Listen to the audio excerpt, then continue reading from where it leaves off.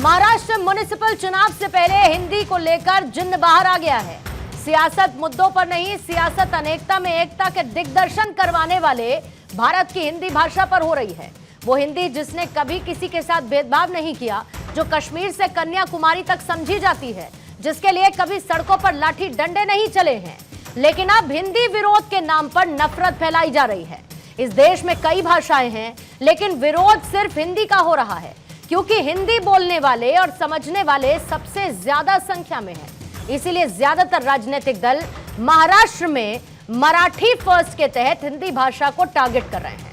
क्या सियासत में फिर से जिंदा होने के लिए हिंदी को निशाना बनाया जा रहा है? एमएनएस के चीफ राज ठाकरे तो यहां तक कह चुके हैं कि महाराष्ट्र में हिंदी पढ़ाना राज्य द्रोह होगा। निकाय चुनाव से पहले जमकर हिंदी को लेकर सियासत हो रही है।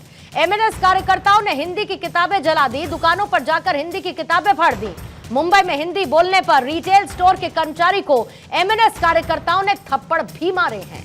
वहीं नेशनल एजुकेशन पॉलिसी में त्रिभाषा फॉर्मूले के तहत हिंदी को एक विकल्प के तौर पर रखने को लेकर राज्यों में सियासी बवाल लगातार देखने को मिल रहा है। अब सवाल यह है कि क्या चुनाव की खातिर हम देश में भाषा पर ही झगड़ने लगेंगे? क्या सियासत में बाकी मुद्दे खत्म हो चुके हैं, गौड़ हो चुके हैं? अब भाषा विरोधी सियासी नैया को पार लगाएगी? आज दहाड़ में इसी पर करने वाले हैं चर्चा, लेकिन उससे पहले आई प्रतिक्रियाएं सुन लीजिए। मैं मानता हूं हमारे देश की भाषाएं हमारी संस्कृति का गहना है।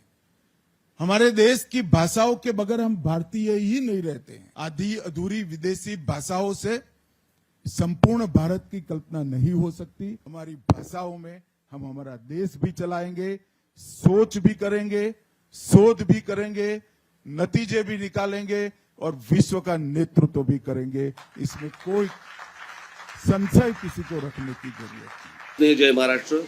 राज्य शालेय अभ्यासक्रम आराखडा 2024 नुसार महाराष्ट्रात पहिलीपासून हिंदी ही भाषा अनिवार्य करण्यात येणार असल्याचे मी वाचले।